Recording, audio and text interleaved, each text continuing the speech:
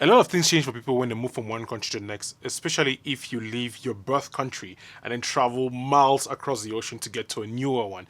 On this video, I'm going to be telling you about top experiences that I have had while living in the US for the past 6 months.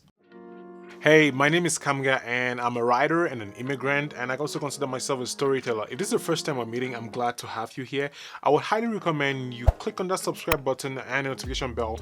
Why? Because on this channel, I make videos about the creative journey, what it means to be a creative and how to be a better creative, and documenting that process as I create and write and grow as a creative. I also make videos about books and podcasts and other content that I think would enable you grow as a creative. And I also talk about things like immigration because I moved 6 months ago from my birth country to the US, and I've experienced a bunch of things. The experiences range from a wide variety of things, like whether it's the food or it's the people or it's just basically driving around, which I can't do yet, has shown me so many different things about this country that I didn't have in Cameroon. So I thought I'll make a list, but then I realized that there were so many things that I was going to talk about, so I just brought it down to like 10 main things. That's what I'll be talking about in this video. By the way, they're in no particular order.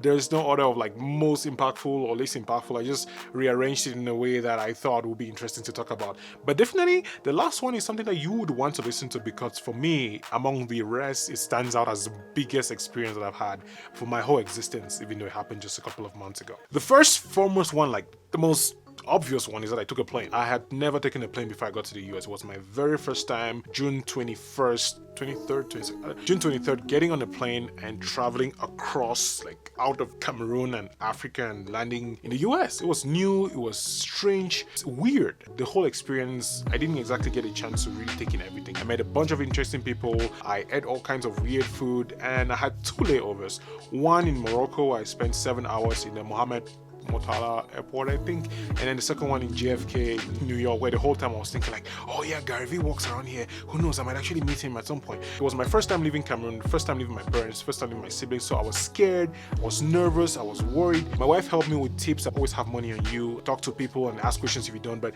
that was really something that has moved me ever since. Now, taking the plane has not been the same, because doing it for the first time and having to deal with the hassle of boarding and boarding passes and getting your luggage and all those things, that changes you. Like, it's a whole new ball game. If it's your first time, like it was for me, bro, tremors in the plane, not so fun. No. And food, having to find out like, how do you eat this, what is this, and then sleeping in the plane.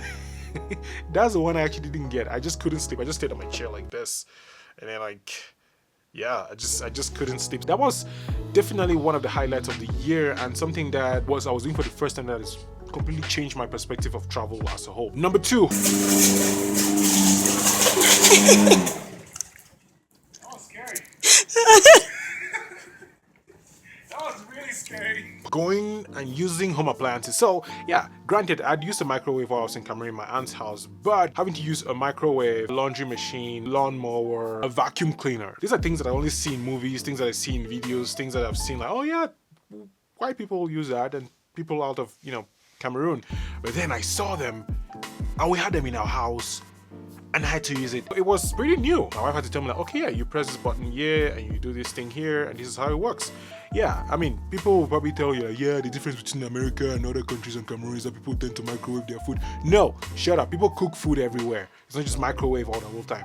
So there's people who cook food and there's microwave. Why? Because that's what they do here. I don't know. It's convenient and it works, and I don't mind. So yeah, using home appliances has been something that has changed my perspective. I see the way I look at time now, for example, is like in Cameroon, we used to hand wash everything. I hand washed everything. My mother raised us to actually be able to take care of ourselves and clean our houses and cook our food. Looking at the fact that I could put clothes in a machine and then put like soap and then press a button, come and take it out, put it in another machine, press a button, and it's dry. I'm like, yeah, that was something that and even up to now, it's like, yep, I understand why people actually have time to think about bigger problems when the least of their problems is whether their clothes are clean or not. Like, it just makes sense. Number 3, unlimited internet. It's not exactly unlimited. I don't know why I want to say unlimited internet. It's just the fact that you actually have internet almost everywhere you go to. Whether it's Starbucks, at a library, a hospital, there is a guest Wi-Fi for you to connect to for free. Yes, of course, you talk about the security and you need to use a VPN and all those things, and you could get your data stolen and all that stuff. But to be able to stay connected literally 24 hours every day, In Cameroon, ask anybody who's in Cameroon and probably many African countries, you have to pay for 1 gigabyte a day, and that's 10,000 francs a month, which is approximately $1. It's about 500 francs CFA. So you pay 10,000 francs for a month, and then you receive 1 gigabyte of data a day. 1 gigabyte of data a day. Take that in. And that's if you're capable of taking it, because most people, first of all, who really need the internet, like students and people who are working and writing and bloggers, can't even afford to have it. So being here, seeing that I can actually be connected every day, all the time, and do what I want to do and pay $75 a month, I'm like, what?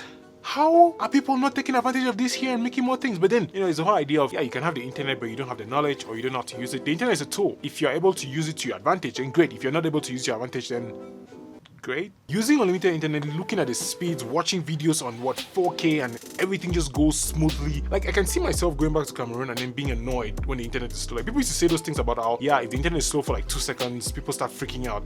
Now I know what it feels when it's slow for like 2 seconds when you don't have internet, because I'm literally connected all the time, which allows me to be able to respond to a tweet, to a message, to write literally everywhere. And that alone has opened my mind to the possibility of being able to use the internet to grow my audience. I mean, the fact that you're watching this video is me using the internet that I've seen here available and making use of it. Number 4, snow.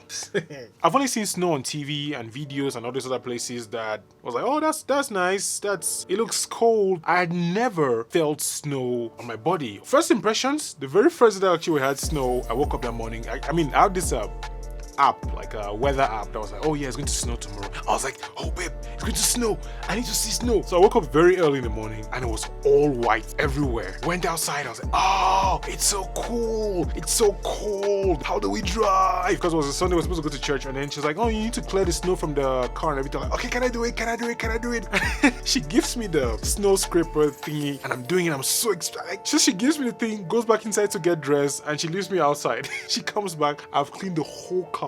Literally, snow is dropping and I'm wiping it off. Now here's the thing, by evening I had a fever and I was like, no, it's so cold, can't do anything, driving is a mess, the roads are so thick. Like, you need to have slow plowers taking off the snow if it's too much. Sometimes they pour like sand for it to allow you the tire to grip. Driving in the snow is a mess. The snow is great when you're in the house drinking warm tea, everything is perfect, and you're watching a movie and Netflixing and chilling. If you're outside, nah, trust me, you don't want to have snow. Where I come from, we had rainy season and dry season, and both were terrible. Dry season is all dusty, dirty, you can't wear any white thing, and the sun is right here at the top of your head. Rainy season is muddy, slippery, you can't wear any white thing. So literally we had no choice. And now looking at the snow and thinking about it, I'm like, you know what, nobody is better or worse, we just have different problems. When it comes to the weather, it's just different problems. At number 5, I carried my first Caucasian baby. For most people, like, a baby's a baby. Yes, a baby is a baby, but you cannot tell me that there's something different about meeting different people and then finding a child who doesn't look like you in your baby pictures. For me, it was an amazing experience. We visited this family who've been very nice to my wife, generally speaking. They're both American, Caucasian, and they have these beautiful children. There's Izzy and then there's little baby. So I carried a little baby and I had so much fun. And it was so nice, and it was so interesting in a moment that I actually told the parents, like, actually this is the first white baby I'm carrying. And dad was like, wow, okay, that is interesting.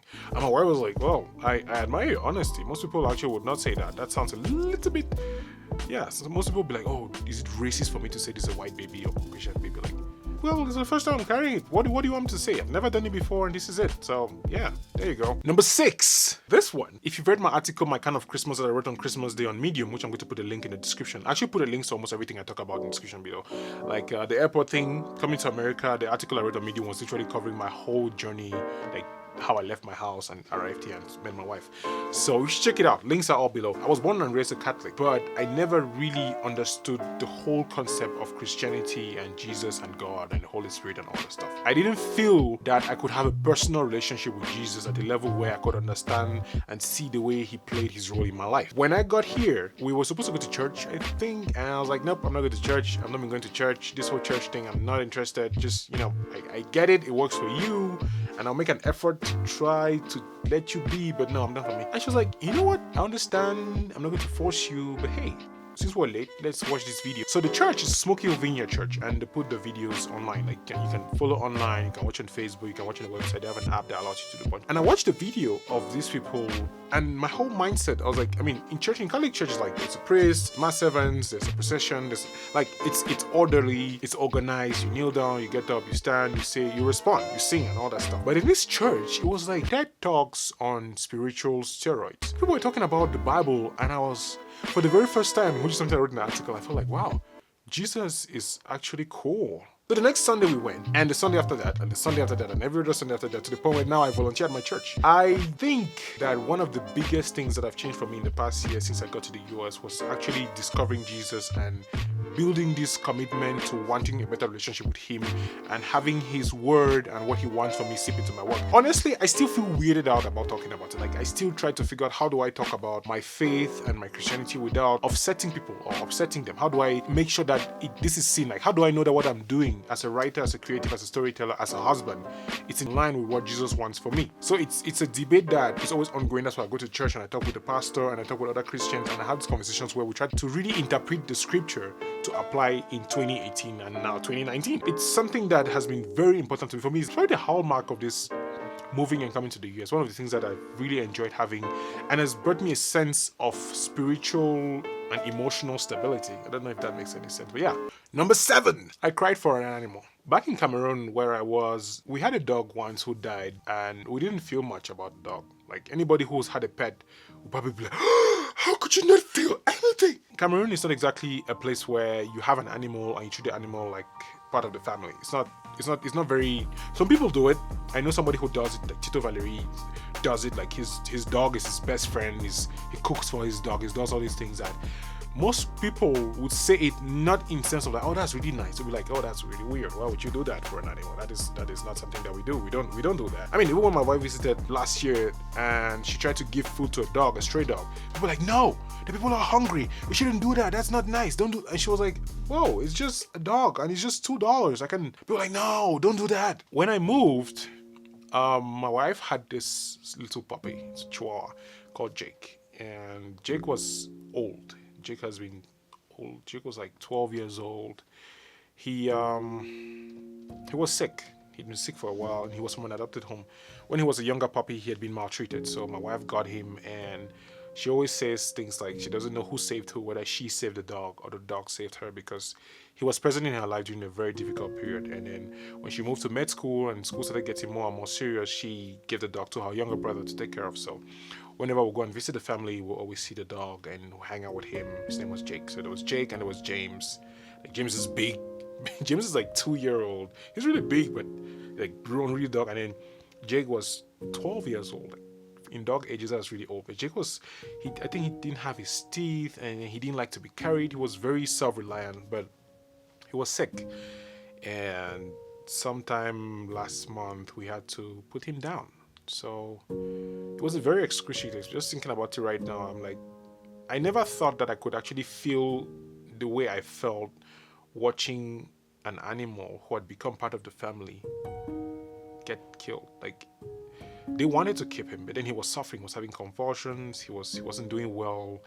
And just watching him suffer, you're like, why? This is selfish. I cannot keep this animal that has been there for me, that has a personality, that's taken care of me for all these years, and then just have him suffer. You never know what's going on. He no amount of surgery could have fixed him. He was old. He had to go. Like, it was sad, man. Like, it was really sad watching everybody. Like, it wasn't just me. It was everybody who was there could feel that this integral part of the family, this person, this animal could play such an important role in people's lives, who had been there and shown affection and was friendly and funny and had a personality of his own. Like, seeing that, I know I want to get a puppy, and I understand. Like, I think the beautiful thing about traveling is that you get the opportunity to see these two worlds and then make a decision. Like, understand. You might not accept what people do, but then you can understand why they do it.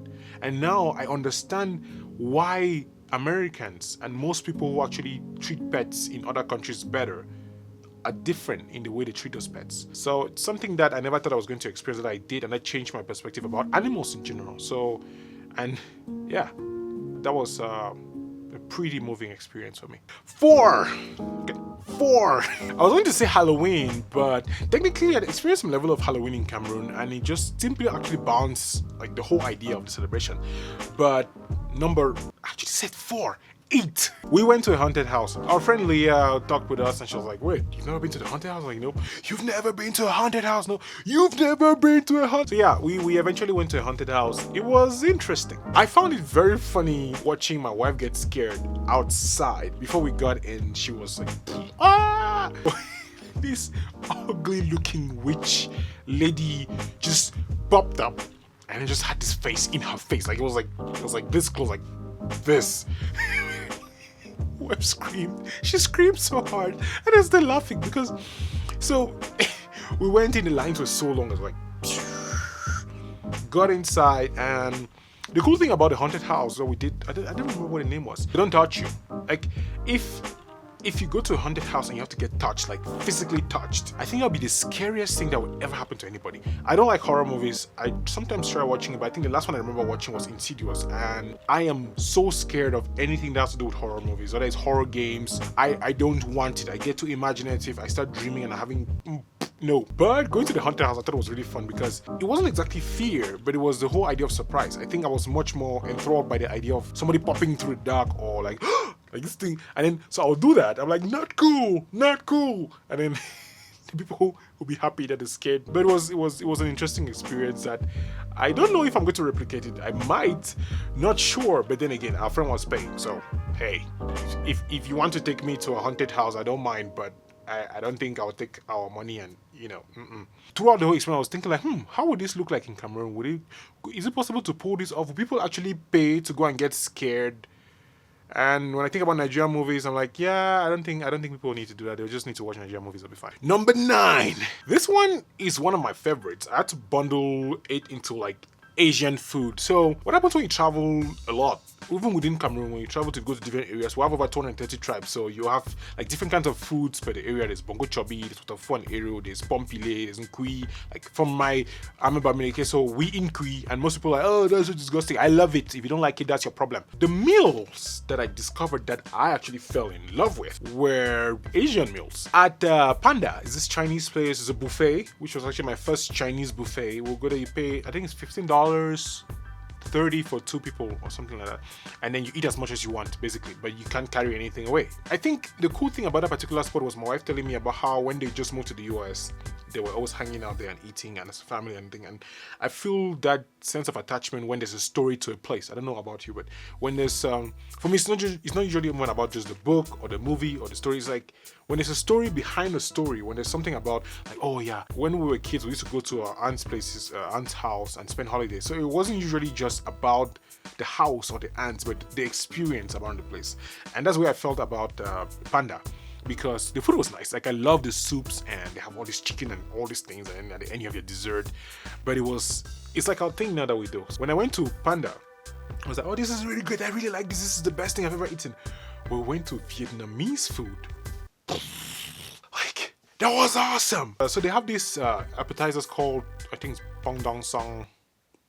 I don't know what it's called, but it's egg rolls, I think. Isn't it egg rolls? It's not egg rolls. It's this rolls. It's wrapped in this thing, and then you have this sauce. I'll find the name at some point. But if you know it, just when you go there, you have the appetizers. You can order that, you eat that, and then you have the food. So my wife does this thing where she takes the small dish in a big bowl. So you have 3 different levels. So there's a small, medium, and large. And so normally she orders a small in a large, so you have more space to actually get the baguettes. I think the sticks, the chopsticks. So in the beginning, I was like, you know what? I need to know how to use the chopsticks, and I'm not very good at it. But I think I'm doing okay. Number 10. This is probably the one that, like I told you earlier, is the only one that stands above everything else. It's the one that has influenced every other thing. It's the one that led to me being here, which is that I got married. I don't know how to explain this. I think it's one of those things. It's like traveling to a new country or tasting ice cream for the first time, or basically anything that requires you to be part of the story. There is no other way to explain what it means to be married. There's no way to be prepared for it. There is no way to be prepared for all it takes. Like I could and I will write a bunch of articles about how I wasn't ready for this, and how long distance relationships don't prepare you for marriage, and all these other things about the whole idea of how you can actually prepare for things. I think it's like being a parent. You can read all the books you want, you can work as hard as you want, but one day or the other you'll find a problem that you had no idea existed and you have to solve it. That's the way I feel about being a husband. We got married August 18 in our church with Pastor George, an amazing guy, like funny pastor. And it's been the highlight of my year and the best decision I ever made. I got married to my best friend. We've known each other for 12 years, and I moved to the US actually to meet her. Staying here 6 months has been the longest time that we've been in the same place since for 12, 13 years. We met in high school, so we're together in high school, like lower Sith. And then she moved to the US, and this is the longest time that we've spent together as fiance, now as husband. And I can't over express how grateful I am to actually have her in my life. One of the things that I find difficult, I'm trying to learn how to talk about more, is really talking about the family aspects of my life. Like, I care a lot about my family, but it never really comes out of my writing. Something that I notice, I think, and that I'm trying to work on. I care a lot about my wife because everything that I have, literally the camera I'm using to shoot this right now, she paid for it. So she paid for the lights, she paid for everything. And this is somebody who believes in me, who believed in me before my parents even believed that I could actually be a creative. So she has played such a role in my life, getting me to meet Jesus. The baby I talked about is a family friend, traveling across the world. Everything that we do is because of her. Being a husband and actually learning to understand what is required of me from her point of view, reading books like The 5 Love Languages, having to meet a therapist. Like, that's another thing that I'm going to add at some point. Being a husband has been so transformative in my writing, my thinking, my outlook of life, and even my ability to communicate.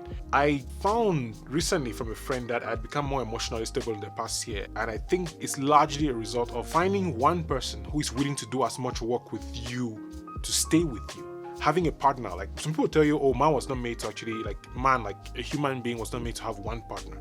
And some people give you reasons why and reasons not. And I don't know how true that is, but I think everything that is worthwhile takes a certain level of investment at a very personal level, in terms of growth, in terms of self-awareness, in terms of actually discovering what you want and who you want to be. And being a husband has shown me more about my identity than all the books that I've ever read. So, the honorable mentions. So, like I told you earlier, there are a bunch of things that actually happened when I moved, and those were just the 10 things that were like, okay, these particular things have really changed my perspective and showed me a side of me that I did not know, or something that I had no idea existed. But now, this paper right here, honorable mentions. I saw a therapist. Like, I actually did see a therapist. I don't know. Maybe I'll talk to you about that. Maybe I would not. I watched a movie the week it came out. So we watched, one second. We watched Venom the week it came out. Crimes of Grindelwald, Ralph Breaks the Internet. Whoa, we watched Spider-Man Into the Multiverse, where for the first time live action, was it live action? No, it was animated. We had the first presentation of Miles Morales as the Black Spider-Man. And I'm looking forward to talking about this book. I love the book, I love the movie, and yeah, if you've not yet subscribed, this is a good time to do it because I'll be talking more about this thing. So yeah, I had my first actual paying video job. That's something that I've not talked about a lot, but I learned how to edit video while I was here better than I've ever done, thanks to the camera that my wife got me. And then I got somebody who paid me to actually film and edit. So I was like, yeah, that is awesome. And I attended my first open mic. That too was an interesting experience. Looking forward to do more of those, submitting some stories to actually do the storytelling thing. So that was it for the experiences that I had since I moved to the US. There are a bunch of them, and if you'd like to keep hearing these stories, this is a good time for you to actually subscribe and click the notification bell so that you always get my videos whenever they come out. I have a question for you.